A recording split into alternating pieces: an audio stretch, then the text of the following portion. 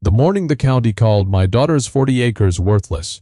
It was a Tuesday, the second week of September in 2019, and the sky was the color of old tin, flat and low, and holding its rain like a man holding a grudge. I remember the fog sat in the bottoms until near 10 o'clock, which tells you the ground was still warm underneath even that late in the season, though nobody down at the co-op wanted to hear that from an old man in a torn coat. My daughter Ruth had bought that 40 for $11,000 at a tax sale that spring, and by the time the bank man came out to look at it as collateral against a loan she wanted for fencing and cattle, he sat in a truck so clean it looked like it had never touched a gravel road, rolled down his window, and told her the parcel appraised at $90 an acre. 90. That was $3,600 for the whole of it, and he said it the way you'd tell somebody the time. He said the ground was too dry to run stock on, and too far from a county water main to matter, and that no lender in his right mind would take it against a loan for cattle that would die of thirst by August. Ruth stood there with her arms crossed, and took it the way she takes most bad news, which is quiet and level, and I stood a ways off by the fence, and I didn't say anything, because I didn't yet know what the green strip knew. I'll be honest about that up front. I want you to understand, I wasn't standing there with the answer in my back pocket. I had a feeling, and a feeling is not a fact, and I'd learned a long time ago that the difference between a feeling and a fact is patience. And patience is the one thing a bankman in a clean truck has never once had in his life. Now I'm 68 years old, and I've farmed the ground north of that 40 since before Ruth was born. So I knew that country the way you know a face you've looked at across a table for 40 years. And I'd noticed something about that particular parcel long before Ruth ever bought it, back when it belonged to old man Peterson and then to nobody at all after he died and the taxes went unpaid. There was a strip that ran through the low middle of it, maybe 60 feet wide and running near the length of the whole 40, that stayed green in July. Stayed green in the drought of 2012 when the rest of that country went the color of a paper bag, and the corn curled up and died standing. Everything around that strip would go brown and brittle, and that one long ribbon of grass would sit there, green as April, and I never thought hard about why, because a man doesn't think hard about a thing that isn't his problem. But when Ruth bought the 40 and the bankman called it worthless because it was too dry, I felt something turn over in my chest, because I had watched that ground refuse to go dry for the better part of 30 years. And a man in a clean truck who'd spent an afternoon with a clipboard was telling my daughter the opposite of what I'd seen with my own 2 eyes across 3 decades of summers. And the bankman wasn't lying. That's the thing I want to be clear about. He wasn't a crook, and he wasn't a fool. He'd looked at his maps and his soil surveys and his distance to the water main, and by every number he had, he was right. The ground was dry on top. There was no line running out to it. By everything he could measure in an afternoon, $90 an acre was generous. But he hadn't watched that green strip in July, and I have learned in my life that the man who measures for an afternoon and the man who watches for 30 years are not looking at the same field even when they're standing in the same dirt. Ruth would have let it go. That's the truth. She's practical, my daughter. More practical than I ever was. And when the bank turned her down on the 40 as collateral, she started making other plans, looking at renting pasture up north for the 20 head she wanted to run. And I couldn't fault her for it, because a person can't build a herd on their daddy's feelings. But that night, I couldn't sleep for thinking about the green strip, and somewhere around 2 in the morning, I remembered the crate. My father died in 1994, and when he died, I cleaned out the old machine shed, and I found among his things a wooden apple crate full of his notebooks, the marbled kind with the black and white covers that schoolchildren used to carry, and the corners were soft as cloth, and the pencil in them had gone brown as tobacco. I'd kept that crate up in the loft of my barn for 25 years, and I'd hardly opened it because grief is a strange thing, and sometimes the reading of a dead man's handwriting is a wound you keep closed on purpose. But my father had farmed the ground next to Peterson's for 50 years, and my father was the most watchful man I ever knew. The kind of man who could tell you the depth of the frost by the smell of the wind, and if anybody had ever thought hard about why that strip stayed green, it would have been him.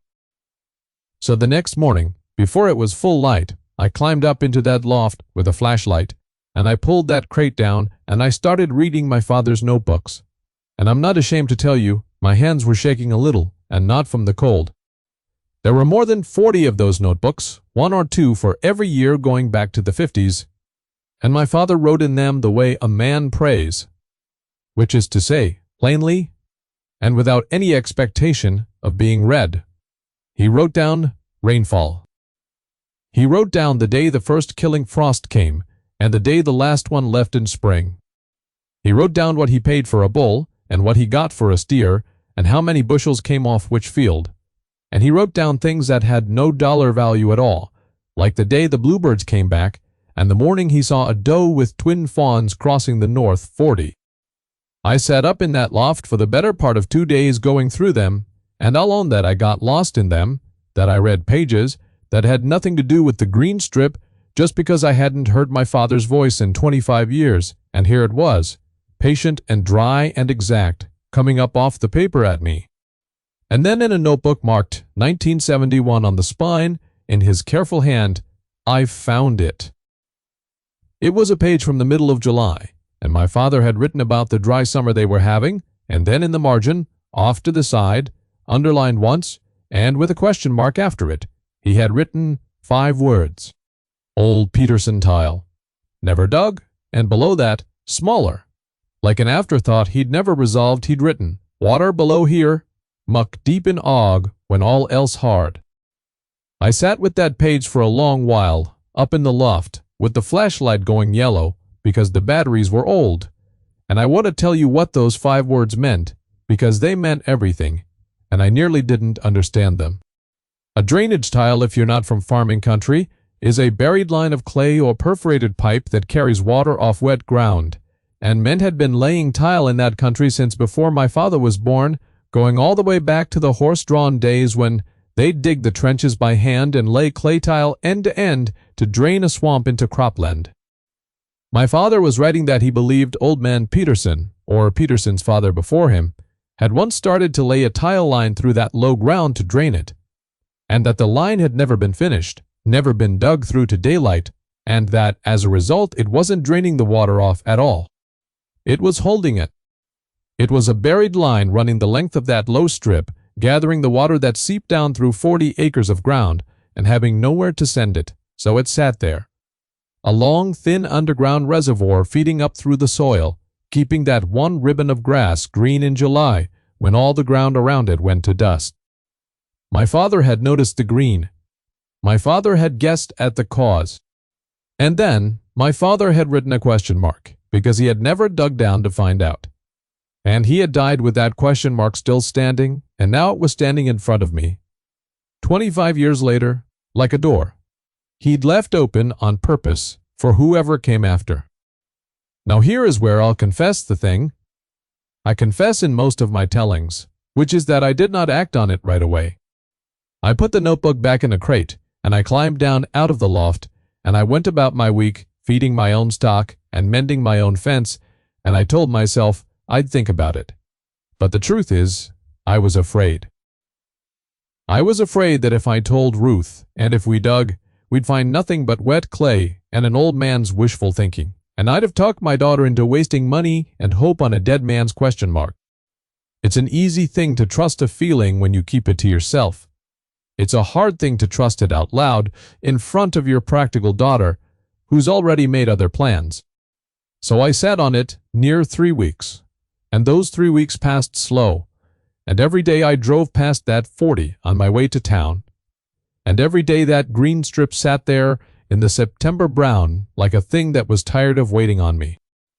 And finally, one evening I drove over to Ruth's, and I laid the notebook on her kitchen table, opened to the 1971 page, and I put my finger on the 5 words, and I said, I want to show you something my father saw. And Ruth read it, and she read it again. And then she asked me the one question she always asks, which is the practical one. The one that moves a thing from feeling into the world. She said, how deep would we have to dig to find out? I told her I didn't know, and that was the honest answer. And the not knowing is what sent us to the man who finally settled it.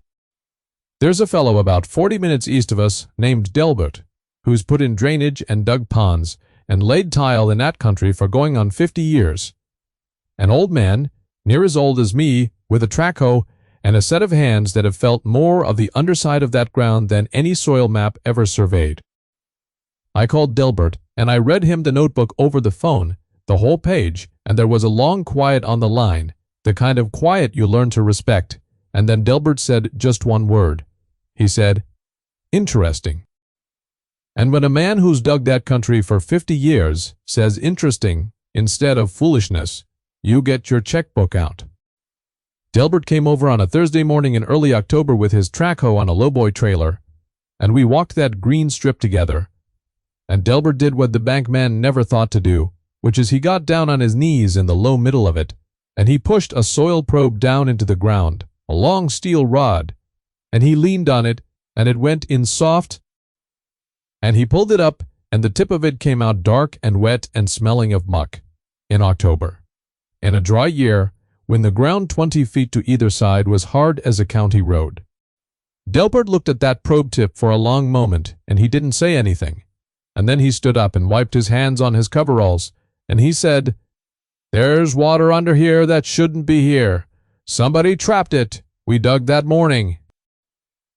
Delbert set his track hoe down at the low end of the strip, where my father had thought the tile line would have run, and he took the top off the ground careful, a few inches at a time, and Ruth and I stood back and watched the bucket come up and go down, come up and go down, and I'll tell you my heart was going like a young man's.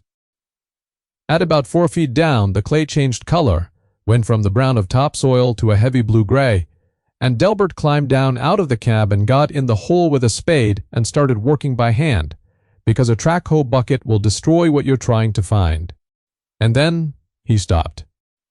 And he reached down into the wet blue clay, and he pulled up a section of clay tile, a curve of fired orange clay, maybe a foot long, the old horse-drawn kind, laid end to end by hand by some man dead 100 years, and Delbert held it up, and water was running out of it, clear, cold water in a dry October. And he looked at me, and he looked at Ruth, and he said the thing I'll remember to the end of my days. He said, your daddy was right. It was never dug through. This line's been filling for 100 years, and it's got nowhere to go. He said there was a spring somewhere, up the slope of that 40, feeding into it, and that unfinished tile line had been catching that spring water and every drop of seepage off 40 acres and holding it in the ground, and all a person had to do was dig it out and give it somewhere to go, and you'd have water. Not a trickle. Water!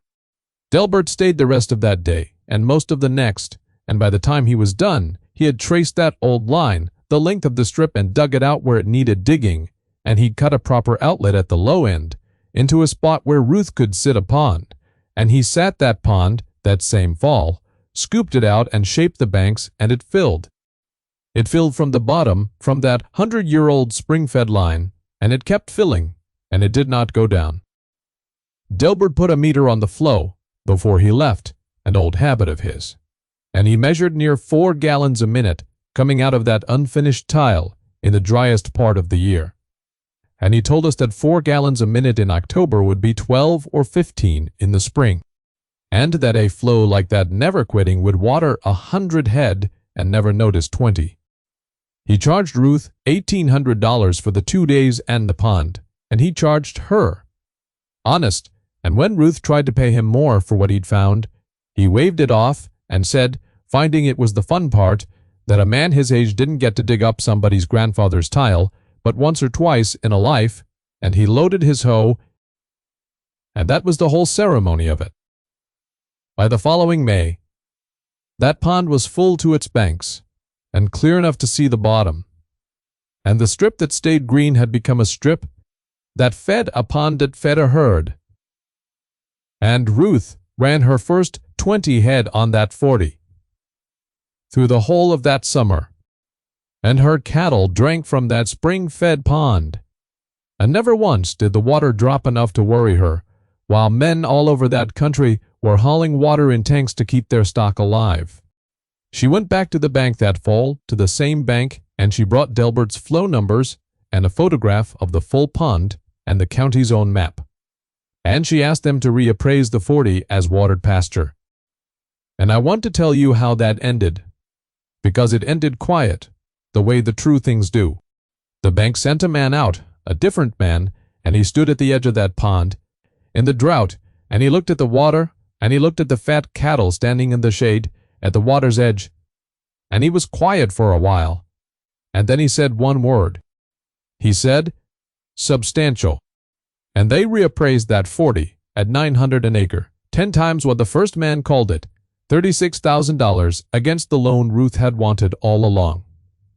And she got her fencing, and she got her cattle free and clear, and the ground the bank called worthless became the best watered 40 in that whole dry county. The bank man from that first September. The one in the clean truck. I saw him again a couple summers later at the co-op, and he knew who I was. And he came over and he didn't apologize, because men like that don't. But he did the thing that's harder than apologizing. He said, "I heard about the water on that 40. He said, "I wouldn't have believed it was there." And I told him the truth, which was that I hadn't believed it either, not for certain. That all I'd had was a green strip in July and a dead man's question mark in a notebook. And he nodded, and he stood there a second longer. And then he said, "You people up in that country see things the rest of us don't." And he went on into the co-op, and that was the end of it. He wasn't wrong to say it. But I've thought about it since, and I don't think we see things other people don't. I think we just look longer.